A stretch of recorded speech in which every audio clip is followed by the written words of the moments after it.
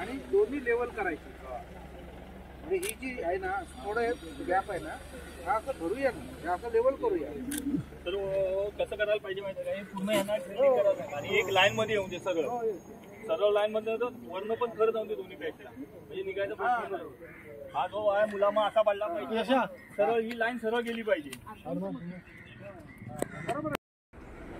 ग्रामपंचायत निऱ्या अंतर्गत 2.5 kilometre highway परिसरामध्ये किंवा हायवेच्या रस्त्यामध्ये जी काय दुरुस्ती करण्यासंदर्भात किंवा ज्या मोऱ्या बांधायच्या आहेत त्या संदर्भात माननीय आमदार उदयजी सामंत 266 रत्नागिरी यांचे आदेश प्राप्त झाल्यानंतर आम्ही ज्या यंत्रणा आहेत त्या यंत्रणांसमवेत व ग्रामपंचायत निऱ्या यांच्या समवेत सदर समस्याचं निराकरण करण्यासाठी आम्ही पाहणी केली.